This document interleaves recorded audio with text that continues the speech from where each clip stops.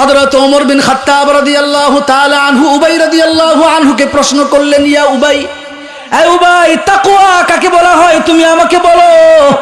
কারণ আল্লাহর হাবিব সাল্লাল্লাহু আলাইহি ওয়াসাল্লাম তোমার প্রশংসা করেছেন। আমি জানি তোমার প্রত্যেকটা শব্দের ব্যাখ্যা জানা আছে। হযরত উবাই ইবনে কাব রাদিয়াল্লাহু আনহু বললেন, হযরত ওমর, আমি আপনাকে একটা কথা জিজ্ঞেস করতে চাই, আমি আপনাকে একটা দৃষ্টান্ত দিতে চাই, একটা এক্সাম্পল দিয়া, একটা উদাহরণ দিয়া আপনাকে তাকওয়ার বিষয়টা বুঝাইতে চাই। হযরত ওমর বললেন, তুমি আমারে বুঝাও।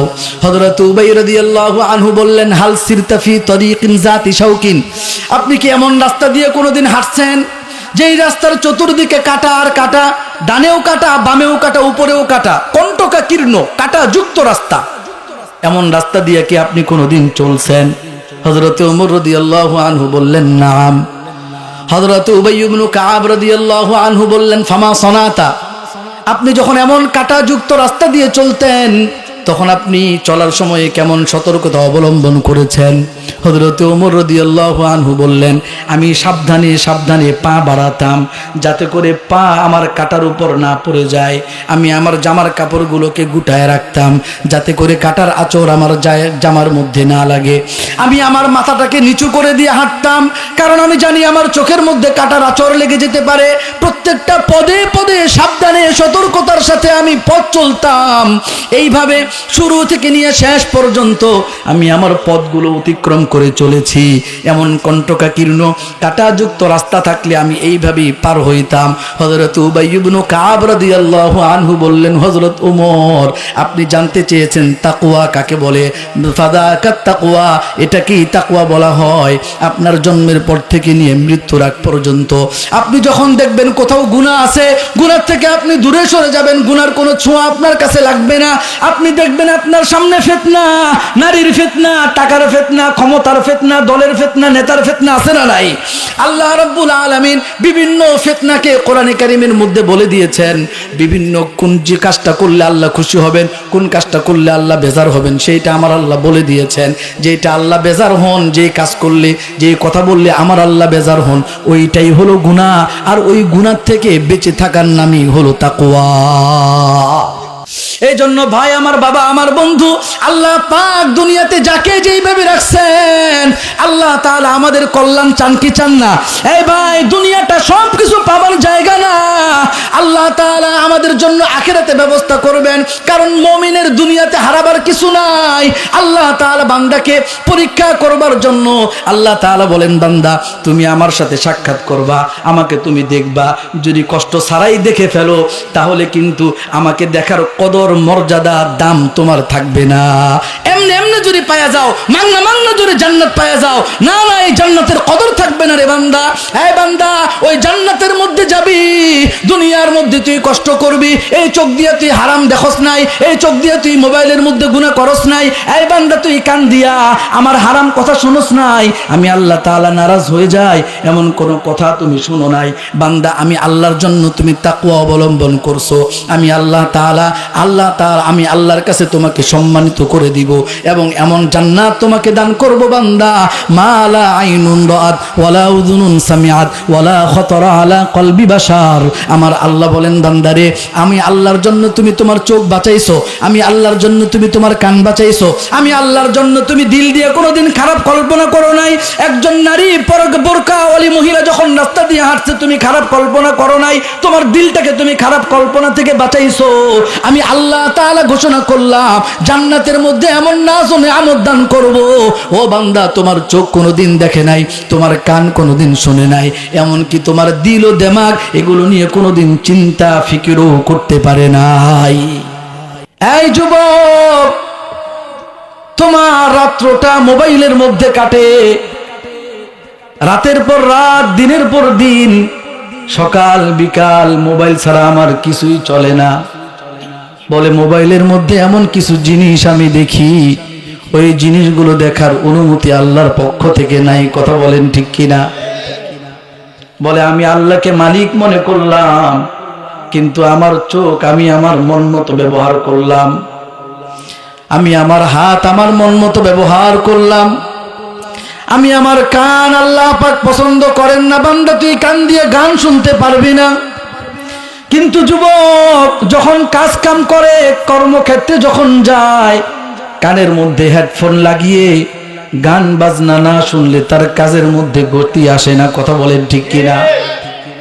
বলে এই কান দিয়ে কতজনের কথা শুনলাম, এই কান দিয়ে বিবির কথা শুনলাম, সন্তানের কথা শুনলাম, বসের কথা শুনলাম, নেতার কথা শুনলাম, দলের কথা শুনলাম, সমাজের কথা শুনলাম, রাষ্ট্রের কথা শুনলাম। আল্লাহ পাক বলেন, বান্দারে আমি আল্লাহ তোমাকে কান দান করেছি, সারা দিন তুমি একে অপরের কথা শুনো, বিবির কথা শুনলা, বন্ধুর কথা শুনলা, বসের কথাও শুনলা, সন্তানের কথাও শুনলা, কান লাগায় লাগায় শুনতেছো, কোনো সমস্যা নাই। কিন্তু আমি আল্লাহর কথাগুলো শুনবার মতো তোমার বুঝি সময় নাই। বলে হুজুর কার ওয়াজটা কত সুন্দর, এখানে আমরা আসছি ওয়াজ শোনার জন্য। কথা বলেন ঠিক কিনা? বলে না না, ওয়াজ শোনার জন্য আসা যাবে না, বরং আসতে হবে ওয়াজ মানার জন্য। কিসের জন্য বলেন? যদি ওয়াজ শোনার জন্য হয় তাহলে দেখবে কার ওয়াজের টান কত বেশি। বলে হুজুর তো একটু বয়ান করতেছে সুর দিয়া, আচ্ছা ঠিক আছে বলুক না, কিন্তু সুর দিয়েও যদি আল্লাহর কথাগুলো বলা হয় সেগুলো শুনতে হবে আমার আল্লাহ পছন্দ করেন সেই জন্য। কয়জন মানুষ এখানে উপস্থিত আছে যদি শোনার জন্য হয় তাহলে দেখবে কত মানুষের সমাগম হয়েছে। ওয়াজ শোনার উদ্দেশ্য থাকলে দেখবে প্যান্ডেলটা কত বড় হলো। ওয়াজ শোনার উদ্দেশ্য হলে দেখবে কত মানুষ এখানে আসলো, কত মানুষ এখান থেকে গেল। ওয়াইস যিনি বক্তা তিনি এমন কোন ঘটনা বললেন কিনা যেই ঘটনার পরতে পরতে কিছুক্ষণ হাসি থাকবে, কিছুক্ষণ কান্দা থাকবে।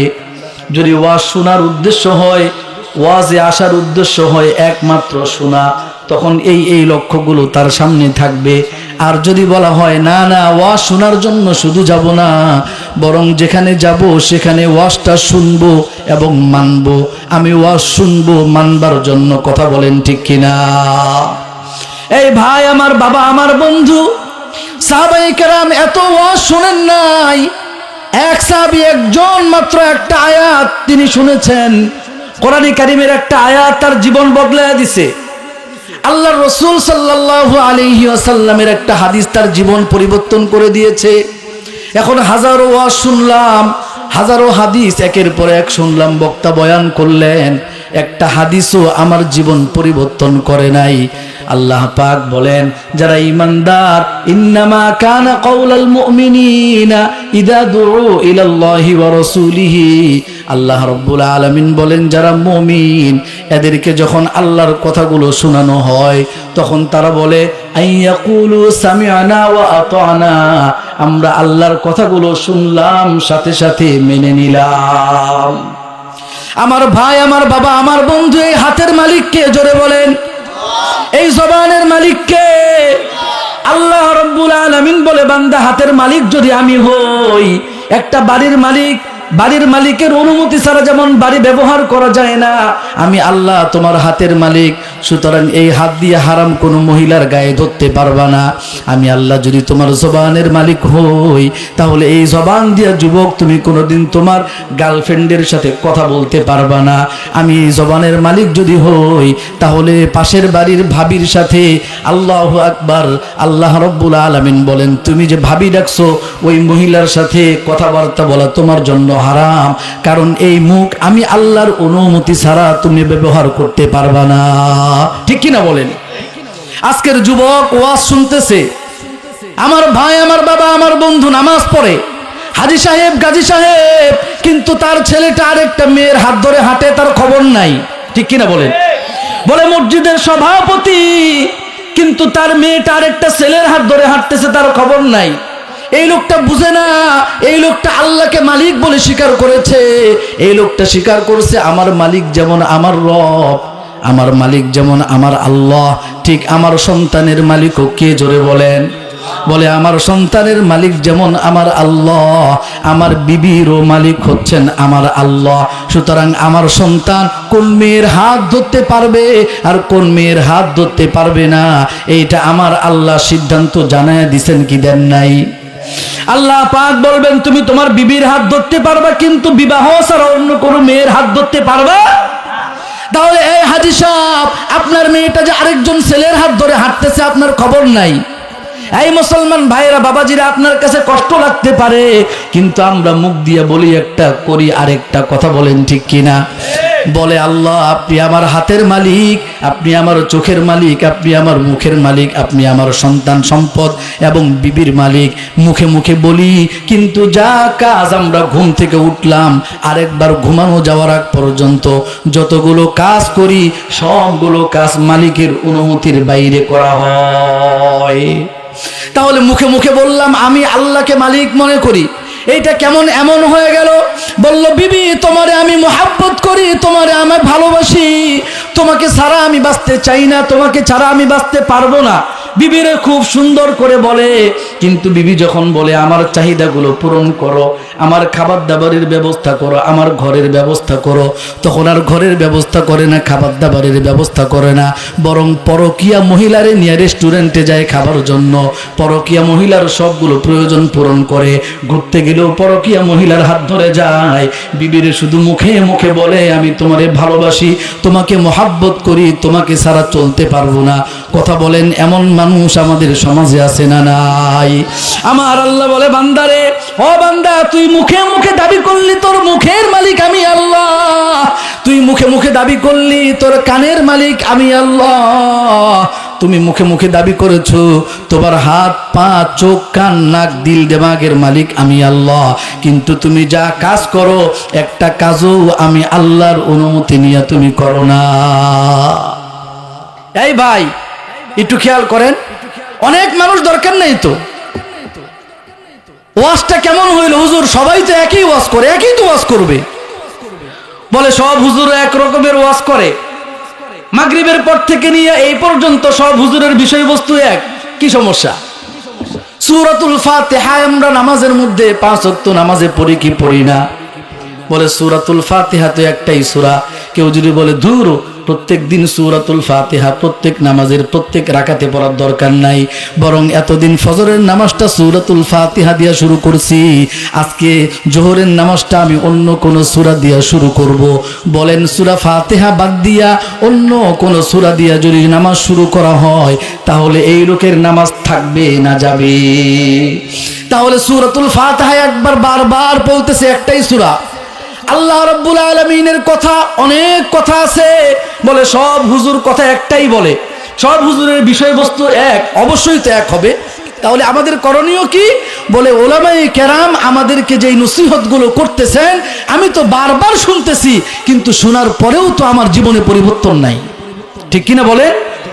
তাহলে একটা জিনিস আমি যখন বারবার শুনলাম পরিবর্তন হয় না, আরে আমি তো দেখবো গত সপ্তাহ ওয়াইজ বক্তা সাহেব এই বয়ানটাই করছিলেন, 1 সপ্তাহ আগত হয়ে গেছে, এখনো পর্যন্ত আমি যুবক মোবাইলের গুনাহ ছাড়তে পারি নাই।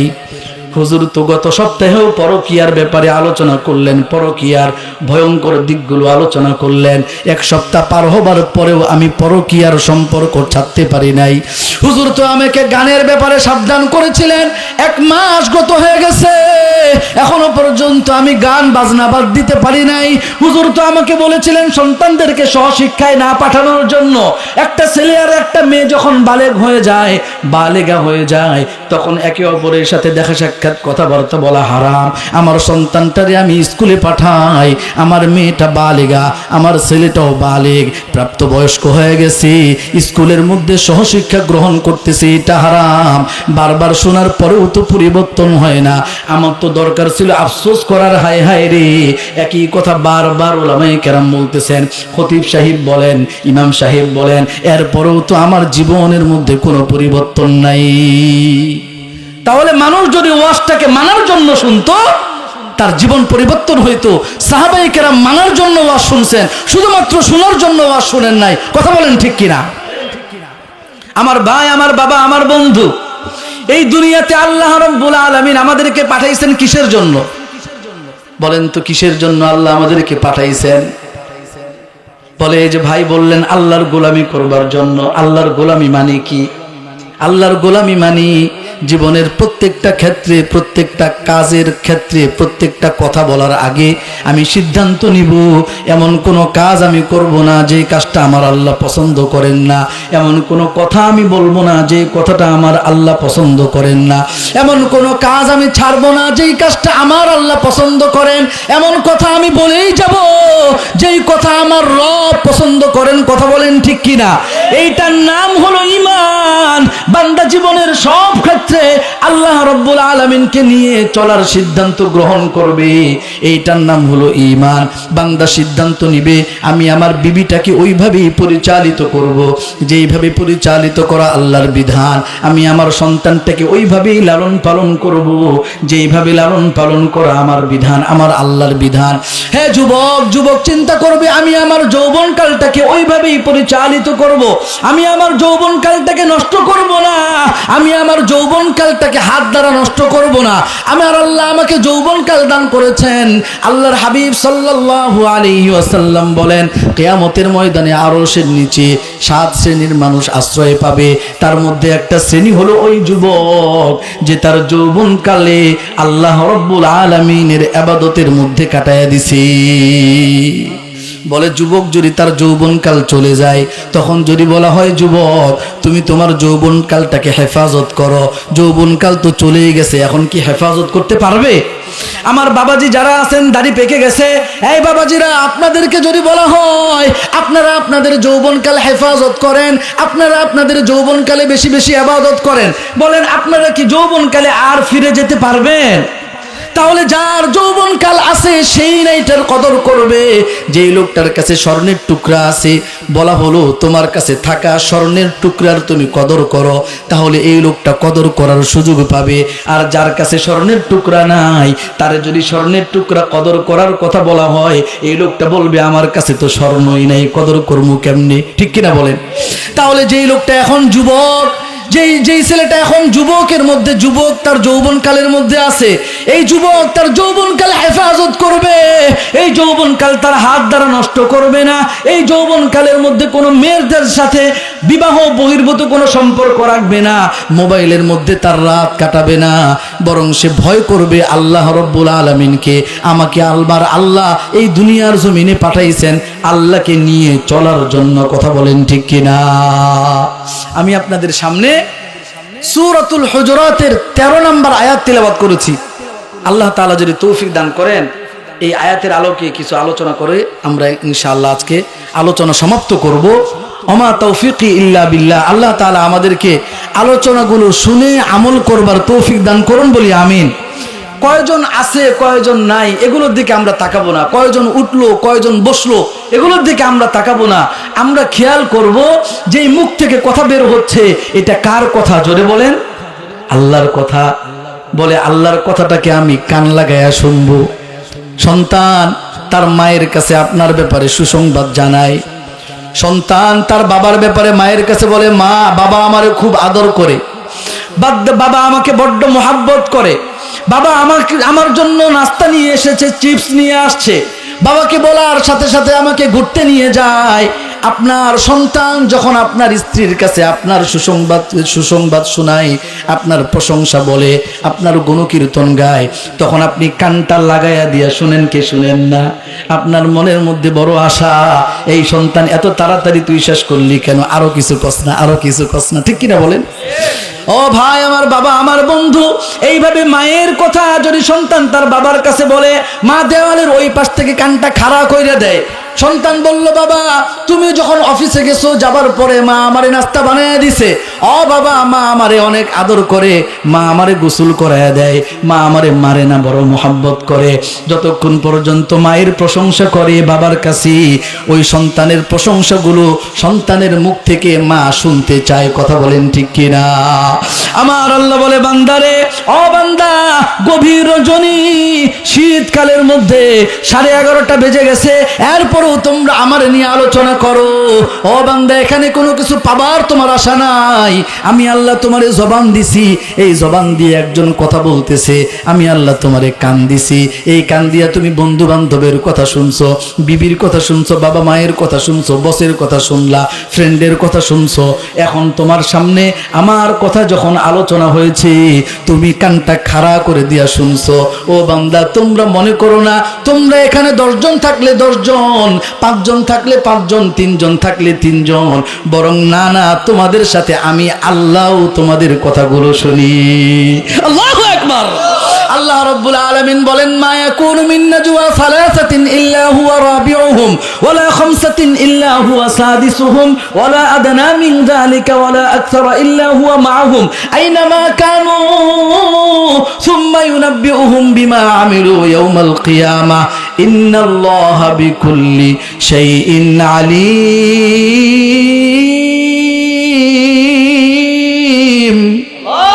আল্লাহ রাব্বুল আলামিন বলে, বান্দা তোমরা 3 জন মিলে বসে বসে কানাঘুষা করতেছো, গোপন কোনো আলোচনা করো।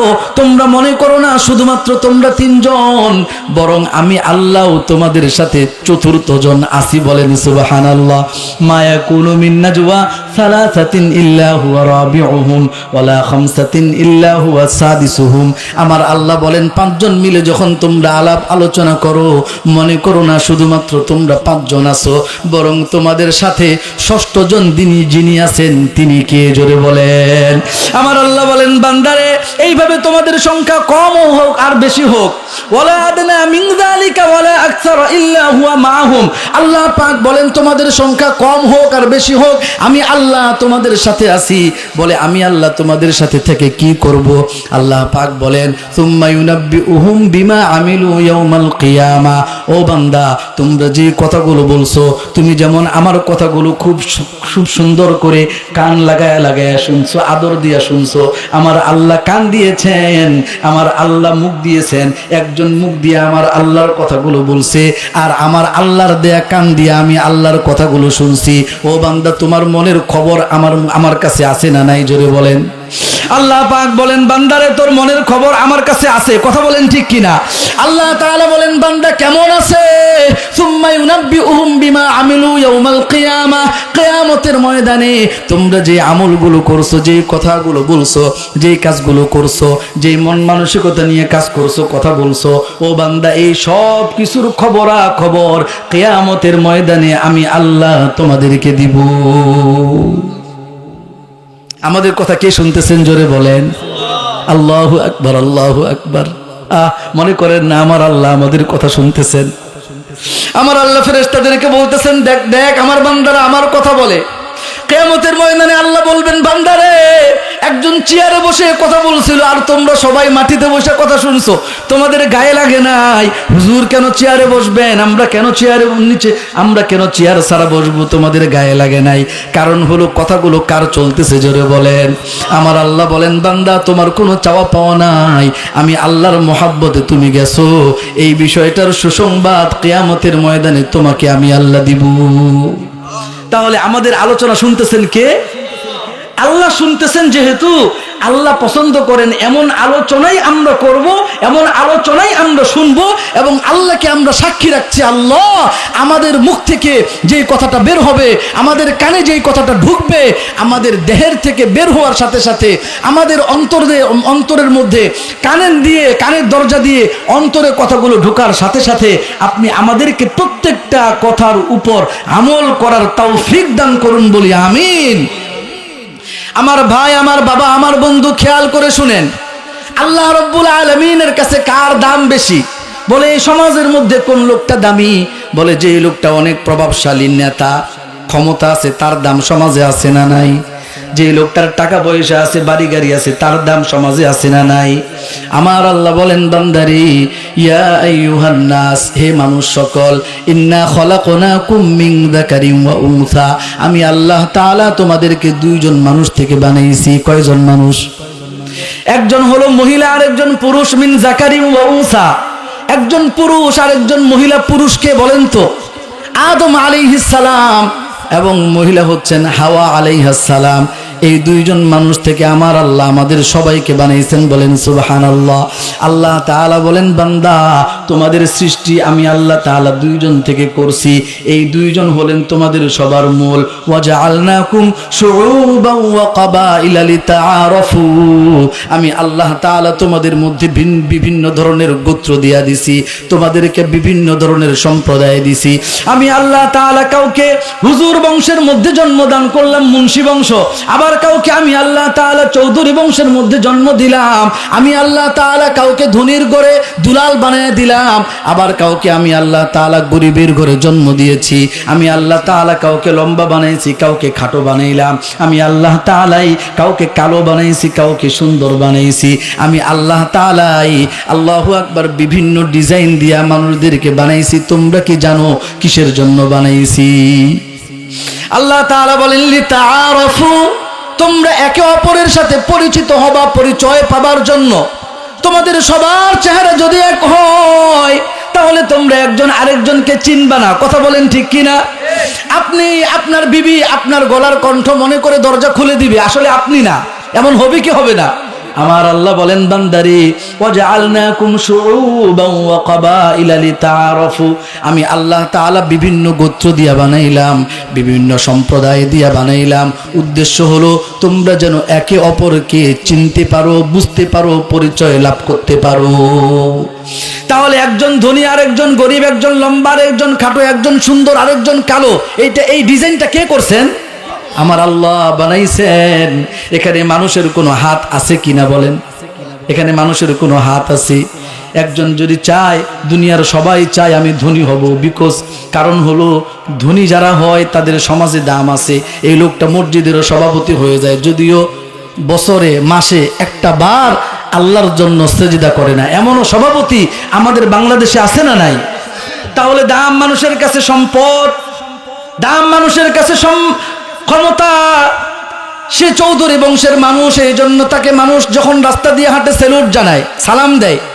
আমার আল্লাহ বলেন, বান্দা আমি আল্লাহ তাআলার কাছে ইন্না আকরামাকুম ইনদাল্লাহি আতকাকুম, ও বান্দা আমি জানি তুমি চাইলেও ধনী হইতে পারবা না, তুমি চাইলেও ক্ষমতাবান হইতে পারবা না, তুমি চাইলেও লম্বা হইতে পারবা না, তুমি চাইলেও তোমার গলার কণ্ঠটাকে সুন্দর করতে পারবা না, কিন্তু যেটা করতে পারবা ওই জিনিসটার ভিত্তিতেই তোমার সম্মান, তোমার মর্যাদা, তোমার শ্রেষ্ঠত্ব আমার কাছে থাকবে। সুবহানাল্লাহ। আল্লাহ তাআলা বলেন, বান্দা তুমি কি জানো কোন জিনিসের মর্যাদা আমার কাছে আছে? তোমার কাছে তো টাকার মূল্য, তোমার কাছে তো ক্ষমতার মূল্য আছে, কিন্তু আমি আল্লাহর কাছে একটা জিনিসের মূল্য আছে। ইন্না আকরামাকুম ইনদাল্লাহি আতকাকুম, আমি আল্লাহ তাআলার কাছে তোমাদের মূল্য, তোমাদের শ্রেষ্ঠত্ব, তোমরা সেরা হবা, সম্মানিত হবা, মর্যাদাবান হবা তাকওয়ার ভিত্তিতে। কিসের ভিত্তিতে বলেন? তাকওয়া। তাকওয়া, তাকওয়া মানে কি? এই ভাই, আমার বাবা, আমার বন্ধু, খেয়াল করে শুনেন। তাকওয়া মানে হলো গুনাহ থেকে বেঁচে থাকা। এই নজরের গুনাহ থেকে বাঁচা, মোবাইলের গুনাহ থেকে বাঁচা। রাস্তা দিয়ে আমি চলতেছি, একজন অপরিচিত মহিলা, আজনবী মহিলা, যার সাথে আমার কোনো মাহরামের সম্পর্ক নাই, এমন মহিলাদের থেকে নিজের চোখে হেফাজত করার দরকার আছে না নাই? বলে আল্লাহর অনুমতি নাই ভাবির সাথে কথা বলার, সুতরাং ভাবির সাথে প্রয়োজন ছাড়া কথা বলা যাবে না। আল্লাহ তাআলার অনুমতি নাই চাচির সাথে দেখা দেওয়ার, সুতরাং আমি দেখা দিতে পারবো?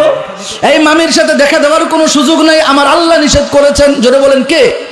তাহলে গুনাহ থেকে বেঁচে থাকার নাম হলো তাকওয়া।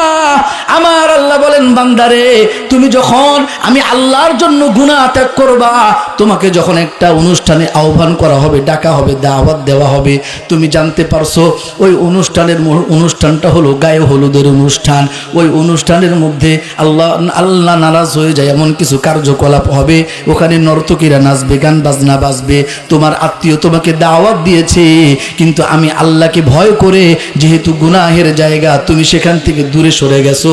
এই যে দূরে সরে গেছো, আমি আল্লাহকে মোহাব্বত করে, ভালোবেসে, আমি আল্লাহর আযাবের ভয় করে, জাহান্নামের আযাবের ভয় করে তুমি গুনাহ ত্যাগ করেছো। অনুষ্ঠান ত্যাগ করবার কারণে ওই আত্মীয়রা তোমার শত্রু হয়ে যেতে পারে। কথা বলেন ঠিক কিনা? আমার আল্লাহ বলেন, বান্দা তুমি যখন তোমার সন্তানকে বিশাল বড় একটা চাকরির অফার আসছে, হারাম চাকরি, সুদ ঘুষের চাকরি, তুমি চিন্তা করছো না না আমি হারাম চাকরিতে আমার সন্তানকে পাঠাবো না। যুবক মনে করলো না না আজকের থেকে আমি আমার বান্ধবীর সাথে কথা বলবো না, কারণ বিবাহ বহির্ভূত সম্পর্ক হারাম ঘোষণা করেছেন কি আল্লাহ তাআলা বলেন। এইভাবে তোমার কথাবার্তায় তুমি হারাম ত্যাগ করবা, তোমার খাওয়া দাওয়ায় হারাম ত্যাগ করবা, চাকরি বাকরিতে হারাম ত্যাগ করবা, শিক্ষা সংস্কৃতিতে হারাম ত্যাগ করবা, বিচার আচারের মধ্যে হারাম ত্যাগ করবা। বান্দা গুনার সব আসবাবগুলো দূরে সরায় দিবা। তুমি যখন গুনাহ থেকে বেঁচে থাকবা, আমি রব্বুল আলামিন ঘোষণা করতেছি এই দুনিয়ার মানুষগুলো তোমার থেকে দূরে সরে যাইতে পারে। তোমার বাবা তোমার পর হয়ে যাবে, তোমার বিবিও তোমার পর হয়ে যেতে পারে, তোমার সন্তান তোমার পর হয়ে যেতে পারে। বলেন সাহাবায়ে কেরাম যখন ঈমান আনয়ন করছেন, বাবা সন্তান বিবি পর হয়ে গেছেন কি যায় নাই? আমার আল্লাহ বলে বান্দা দুনিয়ার সব মানুষ তোমার পর হয়ে গেছে, কিন্তু আমি আল্লাহ ঘোষণা করলাম ইন্নাল্লাহা মাআল্লাযীনা তাকাউ ওয়াল্লাযীনা হুম মুহসিনুন। আল্লাহ রাব্বুল আলামিন বলে বান্দা এই তাকওয়ার পথ অবলম্বন করার কারণে, হারাম বর্জন করার কারণে, পাপিষ্ঠদেরকে ত্যাগ করবার কারণে, নাফরমানদের সংস্রব বর্জন করবার কারণে এরা সবাই তোমার পর হয়ে গেছে। আমি আল্লাহ তাআলা ঘোষণা দিলাম বান্দারে আমি আল্লাহ তাআলা তোমার সঙ্গে আছি। দুনিয়ার কোনো মানুষ তোমারে পছন্দ করে না। ইন্নাল্লাহা ইউহিব্বুল মুত্তাকিন। আল্লাহ রাব্বুল আলামিন বলে বান্দা দুনিয়ার মানুষেরা তোমাকে ভালোবাসে না, শত্রুতা পোষণ করা শুরু করলো। আমি আল্লাহ কোরআনে কারীমের মধ্যে ঘোষণা দিলাম ইন্নাল্লাহা ইউহিব্বুল মুত্তাকিন। আমি আল্লাহ যারা মুত্তাকি তাদেরকে ভালোবাসি, মায়া করি, বড় মোহাব্বত করি। এই ভাই তাহলে আল্লাহ তাআলার কাছে দাম হলো তাকওয়ার। কিসের দাম বলেন? এই সম্পদের দাম আছে। যদি কোনো ব্যক্তি মনে করে আমার সম্পদ বেশি সুতরাং আমি সম্মানী, আল্লাহ পাক আমাকে সম্মান দিয়েছেন সম্পদের কারণে। আল্লাহ পাক বলেন বান্দা তুই ভুলের মধ্যে আসোস, আমি তোমাকে সম্পদ দিয়েছি আরেকজনকে দেই নাই। তোমাকে সম্পদ দিছি পরীক্ষা করবার জন্য, আরেকজনকে দেই নাই সেটাও পরীক্ষা করবার জন্য। সম্পদ থাকলে সম্মানিত হবে, না থাকলে অসম্মানিত হবে, বিষয়টা এমন। আল্লাহ তাআলা বলেন ফাআম্মাল ইনসানু ইযা মাবতালাহু রাব্বুহু ফাআকরামাহু ওয়া নাআমা ফায়াকুলু। সম্মান অসম্মানের মানদণ্ড হলো তাকওয়া। যার মধ্যে তাকওয়া নাই তার কোনো দাম আমি আল্লাহর কাছে নাই, আর যার তাকওয়া আছে দুনিয়ার কোনো মানুষের কাছে দাম না থাকলেও কার কাছে দাম আছে জোরে বলেন। ও ভাই আল্লাহ রাব্বুল আলামিন আমাকে যতটুকু দিয়েছেন সবর করার দরকার আছে না নাই? শুকর করার দরকার। আমরা শুকর না করার কারণে পেরেশান হয়ে যাই। এই ভাই আপনি কেমন আছেন বলে আর বললেন না হুজুর, একের পর এক বিপদ, একের পর এক বালা মুসিবত। আমি তো নামাজ পড়ি, আমি তো আল্লাহরে ডাকি, কিন্তু বিপদ আপদ আমাকে ছাড়েই না। কথা বলেন ঠিক কিনা? এমন আছে না নাই? পেরেশান। আমারে দিল না, আমার ভাইরে তো দিল। আমার ভাইয়ের 5টা সন্তান সবাই বিদেশে গেছে, সবাই টাকা পয়সা হয়ে গেছে, আর আমার 5টা সন্তান এগুলো সব রাস্তায় রাস্তায় ঘুরে। আমার ভাইয়ের দিকে আল্লাহ মুখ তুইলা তাকাইছে, আমার দিকে মুখ তুইলা তাকাই নাই। বলেন নাউজুবিল্লাহ। আমার ভাই, আমার বাবা, আমার বন্ধু খেয়াল করে শুনেন, আল্লাহ পাক আপনাকে দেয় নাই, এটার মধ্যে কল্যাণ আছে না নাই? আমার আল্লাহ আমাকে যতটুকু দিয়েছেন আমি শুকরিয়া আদায় করব। শুকরিয়া আদায় করার দরকার আছে না নাই বলেন? এক বাদশা তার প্রধান উপদেষ্টা, বাদশা প্রধান উপদেষ্টাকে বলল, উপদেষ্টা আমার চাকর বাকরদের মধ্যে যারা গরিব, যারা নিম্ন পর্যায়ের চাকরি বাকরি করে, এরা সব সময় দেখি শান্ত, সব সময় একবারে পেরেশান মুক্ত, খুশিতে থাকে, আনন্দে থাকে। তাদের টাকা পয়সা কম বেশি কোনো কিছু তাদের কাছে নাই, সম্পদও বেশি নাই, টাকা পয়সাও বেশি নাই। আমার মধ্যে তো টাকা পয়সার অভাব নাই, আমার টাকা পয়সার কোনো কমতি নাই, কিন্তু শান্তি নাই। ব্যাপারটা কি? ওদের কাছে কোনো টাকা নাই কিন্তু শান্তির অভাব নাই, খুশি খুশি থাকে, আনন্দ বোঝা যায়, তার চেহারার মধ্যে আনন্দ ফুটে উঠে। আমার টাকা পয়সার অভাব নাই, আমি তো বাদশাহ, আমার ক্ষমতার অভাব নাই, কিন্তু আমার মধ্যে কোনো শান্তি নাই। বিষয়টা কি? এবার প্রধান উপদেষ্টা বলল, মহারাজ তাহলে আপনি 99-এর পরীক্ষাটা আপনি চালায় দেখতে পারেন। বাদশাহ বলল 99-এর পরীক্ষা আবার কি?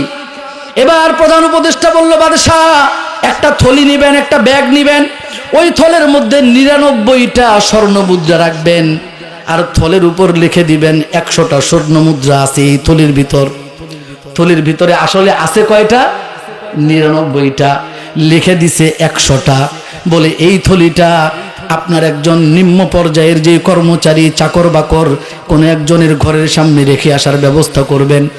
প্রধান উপদেষ্টার পরামর্শে বাদশাহ এমন একটা থলের ব্যবস্থা করলো, ভেতরে আছে 99টা স্বর্ণ মুদ্রা, উপরে লিখে দিছে 100টা। এইবার একজন চাকরের ঘরের সামনে রেখে দিল। ওই চাকর দেখলো তার ঘরের সামনে বিশাল বড় এক থলে, সে দেখলো এটার মধ্যে 100টা মুদ্রা আছে, স্বর্ণ মুদ্রা আছে। বিবির নিয়ে সন্তানদেরকে নিয়ে খুশিতে বাকবাক হয়ে গেছে। গণনা শুরু করলো, 1 থেকে নিয়ে 100 পর্যন্ত গুনতেছে, বারবার গুনতেছে, দেখে না না এখানে 100টা নাই, আছে হলো 99টা। পাগল হয়ে গেছে, আরেকটা গেল কই গেল, চিপাই চাপাই পইরা আছে নাকি, আনতে আনতে যে দিয়া গেছে তার কোনো ভুল হয়েছে, পইরা গেছে মনে হয়, খুঁজতেছে। খুঁজতে খুঁজতে অবস্থা কাহিল, সারা রাত ঘুম নাই। একটা স্বর্ণ মুদ্রার অনেক দাম। এইভাবে 99টা পাইছে, আরেকটা পাওয়ার জন্য খুঁজে দৌড়ায়। তার ঘুম হয় না, বিবির ঘুম নাই, সন্তানের ঘুম নাই, চেহারার মধ্যে নিদ্রা যায় নাই, যে অর্ঘুমা অনিদ্রা যাবার কারণে চেহারার মধ্যে একটা মলিনতার ছাপ পড়ে গেছে। অন্যান্য দিন যেমন খুশি থাকে, আনন্দ দেখা যায় তার চেহারার মধ্যে ফুটে উঠছে, আজকে আর তার চেহারার মধ্যে কোনো আনন্দ নাই। এইবার যখন রাজ দরবারের কাছে কাজ করবার জন্য প্রধান উপদেষ্টা বলতেছে, মহারাজ খেয়াল করে দেখেন এই লোকটারে আপনি গতকালকে পাঠাইছিলেন ওই স্বর্ণ মুদ্রা, তার চেহারার অবস্থা দেখেন। এইবার বাদশা তারে জিজ্ঞেস করলো ব্যাপার কি? বলে হুজুর আমি দেখলাম গতকালকে আমার বাসার সামনে দরজার সামনে একটা থলে পইরা আছে, ওই থলের মধ্যে লেখা আছে এখানে 100 মুদ্রা আছে, কিন্তু খুলে দেখলাম 99টা। আরেকটার জন্য আমি সারা রাত ঘুরলাম, বিবিরে নিয়ে ঘুরছি, সন্তানদের নিয়ে ঘুরলাম, আমি নিজেও ঘুরলাম, সারা রাত নির্ঘুম ছিলাম, ঘুমাইতে পারি নাই, যার কারণে আমার এই চেহারার অবস্থা। এইবার প্রধান উপদেষ্টার দিকে মহারাজ তাকায়া তাকায়া হাসে আর বলে, ও প্রধান উপদেষ্টা, তোমার এই 99-এর পরীক্ষা চালানোর পরে আমার বুঝ হয়েছে মানুষ যা পায় সেটা নিয়ে সন্তুষ্ট থাকে না, যেটা পায় না সেটা নিয়ে সে পেরেশান হয়ে যায়। কথা বলেন ঠিক কিনা? এইবার প্রধান উপদেষ্টা বলল, বাদশাহ দুনিয়ার মানুষের হাল অবস্থা হলো এই, আল্লাহ রাব্বুল আলামিন 99টা দান করছেন, শুকরিয়া নাই, একটা কিসের জন্য দিলেন না? পাগল হয়ে গেছি। ও ভাই, আমার বাবা, আমার বন্ধু, আমার মা, আমার বোন, খেয়াল করে শুনেন, আমার আল্লাহ আমার 2টা চোখ দান করলেন আল্লাহর ঘর কাবা শরীফ দেখার জন্য। কথা বলেন ঠিক কিনা? এই ভাই, আমার বাবা, আমার বন্ধু, আমার আল্লাহ মুখ দিয়েছেন আল্লাহর কথাবার্তা বলার জন্য, আমার আল্লাহ কান দিয়েছেন আল্লাহর কথা শোনার জন্য। এমন হাজারো নাজ ও নিয়ামতের ব্যবস্থা আমার আল্লাহ করছেন। আমার আল্লাহ বলে, বান্দারে তুমি মনে করছো তোমার টাকা নাই, তুমি অসম্মান হয়ে গেছো, আরেকজন মনে করছে তার টাকা আছে, সে সম্মানিত হয়ে গেছে, কিন্তু আমি আল্লাহ ঘোষণা করলাম এই দুনিয়ার জীবনটা হলো অল্প কয়েকদিনের জীবন। এই দুনিয়ার মধ্যে তুমিও বাড়ি বানাও, একজন হিন্দুও বাড়ি বানায়, তুমিও বাড়ি বানাও, একজন খ্রিস্টানও বাড়ি বানায়। তুমি যেমন বিবাহ শাদী করো, হিন্দু বৌদ্ধ খ্রিস্টানরাও বিবাহ শাদী করে কি করে না? জোরে বলেন। আমার ভাই, আমার বাবা, আমার বন্ধু, আমি যেমন লেখাপড়া করি, আমার স্কুলের মধ্যে একজন হিন্দু লেখাপড়া করে, তার জীবনের যে টার্গেট আমার জীবনের একই টার্গেট, সেও বাড়ি বানানোর টার্গেট বানাইছে, সেও লেখাপড়া করে বাড়ি বানাবে, বিবাহ শাদী করবে, গাড়ি করবে, জমিন কিনবে। আমি মুসলমানের সন্তান, আমার বাবাও আমাকে স্বপ্ন দেখাইছে, শোন আমাদের 1 খণ্ড জমিন নাই, লেখাপড়া করবি, টাকা পয়সা কামাইবি, জমিন কিনবি, বাড়ি বানাইবি, বিবাহ শাদী করবি, গাড়ি করবি। ও আমার ভাই, আমার বাবা, আমার বন্ধু, আমি জিজ্ঞেস করতে চাই, এই যে মুসলমান, এই যে কাফির, এই যে মুশরিক, একটা মুসলমানের জীবনের টার্গেট আর একটা অমুসলমানের জীবনের টার্গেট এক হয়ে গেছে। কথা বলেন ঠিক কিনা? আমার আল্লাহ বলতেছে, না বান্দা, না না, শুধু বাড়ি বানানো তোমার জীবনের টার্গেট হতে পারে না, শুধু একটা বিবাহ করা তোমার জীবনের টার্গেট নয়, বরং তোমার আসল টার্গেট হলো আমি আল্লাহকে পাওয়া। কথা বলেন ঠিক কিনা? এই বান্দা, আমি আল্লাহকে পাওয়ার জন্য তোমাকে দৌড়াতে হবে। আমি আল্লাহকে পাওয়ার জন্য আমি আল্লাহ এই রাত্রটাকে বড় করে দিলাম। শীতকালে রাত্র বড় হয়ে যায়, রাত দিনটা ছোট হয়ে যায়। ও আমার ভাই, আমার বাবা, আমার বন্ধু, যখন রাত্রটা ছোট হয় তখন আমরা আল্লাহকে ডাকতে পারি না। এখন আল্লাহ পাক বলে, বান্দারে এই গভীর রজনীতে আমি আল্লাহ তোমার দিকে একবারে কুদরতি নজর দিয়া তাকায় আছি। বান্দা, তোমার দিকে আমি মনোনিবেশ করলাম, মনোযোগ দিলাম, তুমি আমার কাছে যা চাইবা আমি আল্লাহ তোমাকে তাই দান করব। তাহলে আমরা আল্লাহর কাছে চাবো তাকওয়া। কি চাবো বলেন? তাকওয়া। তাকওয়া কাকে বলে? বললাম যে গুনাহ থেকে বিরত থাকা। হযরত আব্দুল্লাহ ইবনে হযরত উবাই ইবনে কাব রাদিয়াল্লাহু তাআলা আনহু অনেক বড় একজন সাহাবী। আল্লাহ রাসূল সাল্লাল্লাহু আলাইহি ওয়াসাল্লাম বলেছেন হুয়া সাইয়্যিদুল কুররা। যতজন মানুষ কোরআনে কারীমকে বুঝছেন, খুব সুন্দর করে তিলাওয়াত করতে পারেন, এমন একজন সাহাবীর নাম হলো উবাই ইবনে কাব রাদিয়াল্লাহু তাআলা আনহু। ভাই খেয়াল করেন, এদিকে শুনেন। হযরত উবাই ইবনে কাব রাদিয়াল্লাহু আনহু ওমর রাদিয়াল্লাহু আনহুর সাথে বসা। হযরত ওমর হলেন ইসলামের দ্বিতীয় খলিফা, আল আশারাতুল মুবাশশারাতু বিল জান্নাহ। আল্লাহ রাব্বুল আলামিন যাদেরকে দুনিয়াতে থাকা অবস্থায় জান্নাতের সুসংবাদ জানাইছেন, তার মধ্যে একজন হচ্ছেন হযরতে ওমর বিন খাত্তাব রাদিয়াল্লাহু তাআলা আনহু। হযরত ওমর বিন খাত্তাব রাদিয়াল্লাহু তাআলা আনহু উবাই রাদিয়াল্লাহু আনহুকে প্রশ্ন করলেন, ইয়া উবাই, এই উবাই, তাকওয়া কাকে বলা হয় তুমি আমাকে বলো। কারণ আল্লাহর হাবিব সাল্লাল্লাহু আলাইহি ওয়াসাল্লাম তোমার প্রশংসা করেছেন। আমি জানি তোমার প্রত্যেকটা শব্দের ব্যাখ্যা জানা আছে, খুব সুন্দর সুন্দর ব্যাখ্যা তুমি করতে পারো। কোরআনের পরতে পরতে আল্লাহ পাক তাকওয়ার কথা বলেছেন, ইয়া আইয়ুহাল্লাযীনা আমানুত্তাকুল্লাহা ইয়া আইয়ুহান নাসু উবুদু রাব্বাকুম আল্লাযী খালাকাকুম ওয়াল্লাযীনা মিন ক্বাবলিকুম লাআল্লাকুম তাত্তাকুন। আল্লাহ রাব্বুল আলামিন ওয়াজআলনা লিল মুত্তাকিনা ইমামা। কোরআনে কারীমের পাতায় পাতায় পরতে পরতে প্রত্যেকটা শব্দে শব্দে তাকওয়ার কথা বলেছেন। হযরত ওমর রাদিয়াল্লাহু আনহু জানতে চাইলেন, এই উবাই, তোমার কাছে আমি জানতে চাই তাকওয়ার অর্থ কি, তাকওয়াটা আমাকে একটু বুঝায়া বলো, আমি বুঝতেছি না। হযরত উবাই রাদিয়াল্লাহু আনহু বললেন, খেয়াল করে শুনেন, এই যে ভাই খেয়াল করে শুনেন। হযরত উবাই ইবনে কাব রাদিয়াল্লাহু আনহু বললেন, হযরত ওমর, আমি আপনাকে একটা কথা জিজ্ঞেস করতে চাই, আমি আপনাকে একটা দৃষ্টান্ত দিতে চাই, একটা এক্সাম্পল দিয়া, একটা উদাহরণ দিয়া আপনাকে তাকওয়ার বিষয়টা বুঝাইতে চাই। হযরত ওমর বললেন, তুমি আমারে বুঝাও। হযরত উবাই রাদিয়াল্লাহু আনহু বললেন, হাল সিরতা ফি তরিকিন যাতি শাওকিন, আপনি কি এমন রাস্তা দিয়ে কোনোদিন হাঁটছেন যেই রাস্তার চতুর্দিকে কাটা আর কাটা, ডানেও কাটা বামেও কাটা উপরেও কাটা, কণ্টকা কীর্ণ কাটা যুক্ত রাস্তা, এমন রাস্তা দিয়ে কি আপনি কোনোদিন চলছেন? হযরত ওমর রাদিয়াল্লাহু আনহু বললেন, নাম। হযরত উবাই ইবনে কাব রাদিয়াল্লাহু আনহু বললেন, ফামা সনাতা, আপনি যখন এমন কাটা যুক্ত রাস্তা দিয়ে চলতেন তখন আপনি চলার সময়ে কেমন সতর্কতা অবলম্বন করেছেন? হযরত ওমর রাদিয়াল্লাহু আনহু বললেন, আমি সাবধানে সাবধানে পা বাড়াতাম যাতে করে পা আমার কাটার উপর না পড়ে যায়। আমি আমার জামার কাপড়গুলোকে গুটায় রাখতাম যাতে করে কাটার আঁচড় আমার জামার মধ্যে না লাগে। আমি আমার মাথাটাকে নিচু করে দিয়ে হাঁটতাম, কারণ আমি জানি আমার চোখের মধ্যে কাটার আঁচড় লেগে যেতে পারে। প্রত্যেকটা পদে পদে সাবধানে সতর্কতার সাথে আমি পথ চলতাম। এইভাবে শুরু থেকে নিয়ে শেষ পর্যন্ত আমি আমার পথগুলো অতিক্রম করে চলেছি। এমন কণ্টকাকীর্ণ কাঁটাযুক্ত রাস্তা থাকলে আমি এইভাবেই পার হইতাম। হযরত উবাই ইবনে কাব রাদিয়াল্লাহু আনহু বললেন, হযরত ওমর, আপনি জানতে চেয়েছেন তাকওয়া কাকে বলে। ফাদাকাত তাকওয়া, এটা কি তাকওয়া বলা হয় আপনার জন্মের পর থেকে নিয়ে মৃত্যুর আগ পর্যন্ত। আপনি যখন দেখবেন কোথাও গুনাহ আছে, গুনাহ থেকে আপনি দূরে সরে যাবেন, গুনার কোনো ছোঁয়া আপনার কাছে লাগবে না। আপনি দেখবেন আপনার সামনে ফিতনা, নারীর ফিতনা, টাকার ফিতনা, ক্ষমতার ফিতনা, দলের ফিতনা, নেতার ফিতনা আছে না নাই? আল্লাহ রাব্বুল আলামিন বিভিন্ন ফিতনাকে কোরআনে কারীমের মধ্যে বলে দিয়েছেন। বিভিন্ন কোন যে কাজটা করলে আল্লাহ খুশি হবেন, কোন কাজটা করলে আল্লাহ বেজার হবেন, সেইটা আমার আল্লাহ বলে দিয়েছেন। যেটা আল্লাহ বেজার হন, যেই কাজ করলে, যেই কথা বললে আমার আল্লাহ বেজার হন, ওইটাই হলো গুনাহ। আর ওই গুনাহ থেকে বেঁচে থাকার নামই হলো তাকওয়া। এই জন্য ভাই আমার, বাবা আমার, বন্ধু, আল্লাহ পাক দুনিয়াতে যাকে যেইভাবে রাখছেন, আল্লাহ তাআলা আমাদের কল্যাণ চান কি চান না? এই ভাই, দুনিয়াটা সব কিছু পাবার জায়গা না।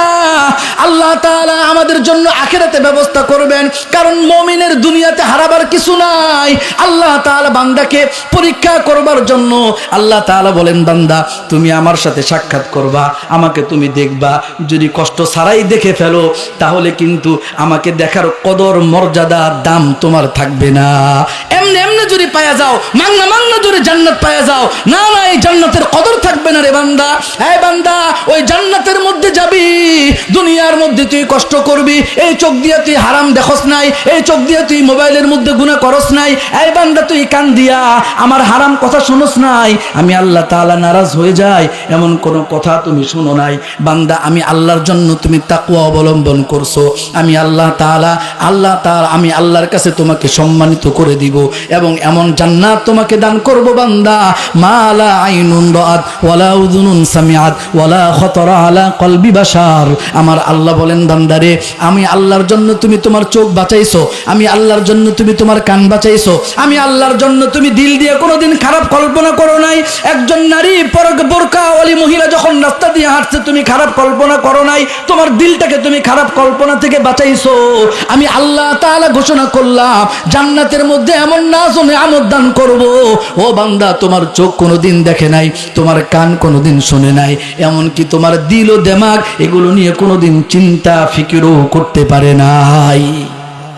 এই জান্নাত আল্লাহ পাক আমাদেরকে দিবেন যদি কষ্ট ছাড়াই দিয়ে দেন। কোনো কষ্ট নাই, কোনো বিপদ আপদ নাই। দুনিয়ার মধ্যে সবচাইতে বেশি কষ্ট করেছেন নবীগণ, আর নবীগণকে আল্লাহ তাআলা বেশি পছন্দ করেন। দুনিয়ার মধ্যে আপনার টাকা পয়সা নাই, আপনার বিবি আপনার বিরুদ্ধে চলে গেছে আল্লাহর দিন মানার জন্য, আপনার দল আপনাকে ত্যাগ করছে আল্লাহকে মানার জন্য, আপনার আত্মীয় স্বজনেরা আপনাকে ত্যাগ করছে, আপনি সিদ্ধান্ত নিয়েছেন আমার ছেলেকে আমি বিবাহ করব, গায়ে হলুদের অনুষ্ঠান করব না। কারণ গায়ে হলুদের অনুষ্ঠান জায়েজ না না জায়েজ?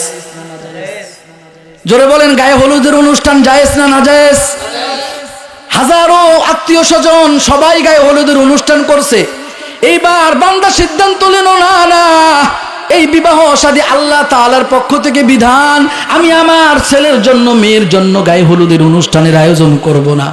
আল্লাহ পাক বলেন বান্দারে, এই যে সবগুলো মানুষ তোমার বিপক্ষে চলে গেল আমাকে পাওয়ার জন্য, আমি আল্লাহ যাকে পছন্দ করি তাকে বিপদ দেই, বালা মুসিবত দেই, আমার পর্যন্ত আসতে হলে তোমাকে পরীক্ষা দিয়েই আসতে হবে, মাংনা আসলে তুমি আমার সাক্ষাৎ করতে পারবা না। আমি সব জায়গায় একটা ঘটনা বলি, বলে ভাই একজন লোক রাস্তা দিয়ে হাঁটতেছে, দেখতেছে আরেকজন 500 টাকা দামের জুতা 5000 টাকার কম্বল দিয়ে মুছতেছে। যে লোক হেঁটে যায় সে জিজ্ঞেস করে ব্যাপার কি? 500 টাকা দামের জুতা 5000 টাকা দামের কম্বল দিয়া মুছো। বলে এই ভাই এই যে জুতা এটা আমি আমার মাথার ঘাম পায়ে ফালাইয়া বাজার থেকে কিনে আনছি, আর এই যে 5000 টাকা দামের কম্বল এইটা আমার শ্বশুরালয়ের পক্ষ থেকে আমাকে হাদিয়া দেওয়া হয়েছে। কথা বলেন ঠিক কিনা? হাসির জন্য বলে আর কি, যদিও হাসতেছেন। বিষয়টা হলো এমন যে বিড়িতে ফ্রি, এখন তো বিড়িও ফ্রিতে পাওয়া যায় না। পাওয়া যায় বলেন? কষ্ট করার দরকার আছে না নাই? তো একটা বিড়ি এটাও যদি ফ্রিতে না পান, চিরস্থায়ী নাজনে আমতের জান্নাত, আল্লাহ রাব্বুল আলামিনের দিদার, আল্লাহ রাসূল সাল্লাল্লাহু আলাইহি ওয়াসাল্লামের সাথে জান্নাতের মাঝখানে অবস্থান করা এমনি এমনি হয়ে যাব? আপনার সন্তানকে আল্লাহর দ্বীনের অধীনে আনতে হবে, আপনার বিবিরে আল্লাহর দ্বীন পালন করতে বাধ্য করতে হবে। আমার ঘরের মধ্যে বেনামাজি কেউ থাকতে পারবে? আমার ঘরের মধ্যে বেপরদায় কেউ থাকতে পারবে? জোরে বলেন। আমার ঘরের মধ্যে গানের আওয়াজ চলতে পারবে না। আমার প্রাপ্তবয়স্ক ছেলে আর মেয়ে বিবাহের আগ পর্যন্ত টাচ মোবাইল ব্যবহার করতে পারবে না। কথা বলেন ঠিক কিনা? আমি যখন এই সিদ্ধান্ত নিব তখন আমার বিবি আমার বিপক্ষে চলে যেতে পারে, আমার সন্তান আমার বিপক্ষে চলে যেতে পারে। আমার আল্লাহ বলে বান্দারে, দুনিয়ার সব যদি তোর কাছ থেকে দূরে সরে যায়, আমি আল্লাহ ঘোষণা দিলাম তুমি ওই গুনাহগারদেরকে বর্জন করছো, গুনাহকে বর্জন করছো, আমি আল্লাহ তাআলা তোমার সাথে আছি। তাহলে আল্লাহ তাআলার কাছে সম্মানিত হওয়ার মাধ্যম হলো তাকওয়া, গুনাহ ছাড়া, গুনাহ বর্জন করা। এই দুনিয়াতে আমরা আসছি আল্লাহকে নিয়ে চলার জন্য। জীবনের প্রত্যেকটা ক্ষেত্রে নামাজ পড়লাম, রোজা রাখলাম, হজ করলাম, যাকাত দিলাম, আর বাকি সময়টা আমি কি করলাম? এই ভাই এই এলাকার মধ্যে শুধু এই মানুষগুলো, আপনি ফজরের নামাজে জানতো আমরা আমাদের জীবনটাকে কি বানায় আনিছি বলেন? 24 ঘন্টার মধ্যে 8-10 ঘন্টা আমরা উপার্জনের পিছনে শেষ করি, আর বাদ বাকি যে সময়টা আছে কেউ হয়তো মোবাইল নিয়ে পড়ে আছে, কেউ ঘুমাইতেছে, কেউ খাইতেছে, বন্ধু বান্ধব আত্মীয় স্বজন সন্তান বিবিদেরকে নিয়ে ঘুরতেছে। কথা বলেন ঠিক কিনা? আল্লাহকে এইগুলোর জন্য দুনিয়াতে পাঠাইছেন? আহা, 10-12 ঘন্টা 8 ঘন্টা আমি উপার্জনের পিছনে দিলাম, দেন বাদ বাকি সময় কয় ঘন্টা আপনি আল্লাহর কাছে দোয়া করছেন? কয় ঘন্টা আপনি তিলাওয়াত করলেন? কয় ঘন্টা জিকির করলেন? তিলাওয়াত তো নাই। কোরআন পড়লে ভালো লাগে না তার? আমি আল্লাহ তাআলা, আল্লাহ আমাকে পছন্দ করলে আমি আল্লাহর ইবাদত ছাড়তে পারি না। বলে এমনি এমনি হয়ে যাবে, না না, এমনি এমনি কোনো কিছু হয় না। একটা সন্তান 2 বছর হয়ে গেলে মা জোর করে তার দুধ ছাড়ায় দেয়, দেয় কি দেয় না? সন্তান দুধ খাইতে চায়, কিতাবের মধ্যে লিখতেছে যদি সন্তানকে জোর করে দুধ না ছাড়ায় ওই 12 বছর হয়ে গেলেও দুধ খাইতে চাইবে। তাহলে মানুষের স্বভাব হইল তারে জোর করে ছাড়াইতে হয়। আপনি মোবাইলের গুনাহ ছাড়তে পারতেছেন না, জোর করে আপনাকে ছাড়তে হবে। হারাম পরকীয়ার সম্পর্ক ছাড়তে পারতেছেন না, একজন হক্কানি আলেমের শরণাপন্ন হয়ে জোর করে আপনাকে পরকীয়ার সম্পর্ক ত্যাগ করতে হবে। গার্লফ্রেন্ডের সাথে বন্ধুত্ব সম্পর্ক, যুবক তুমি তোমার বান্ধবীর সাথে ঘুরো, এই সম্পর্ক তোমাকে ত্যাগ করতে হবে, জোর করে ত্যাগ করতে হবে। এই যৌবন তোমাকে হেফাজত করতে হবে, আল্লাহকে নিয়ে চলার সিদ্ধান্ত নিতে হবে, জোর করেই করতে হবে।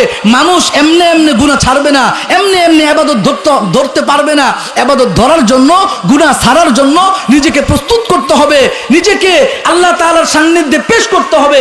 আল্লাহ তাআলাকে নিয়ে চলার, জীবনের প্রত্যেকটা ক্ষেত্রে আল্লাহকে নিয়ে চলার সিদ্ধান্ত নিতে হবে।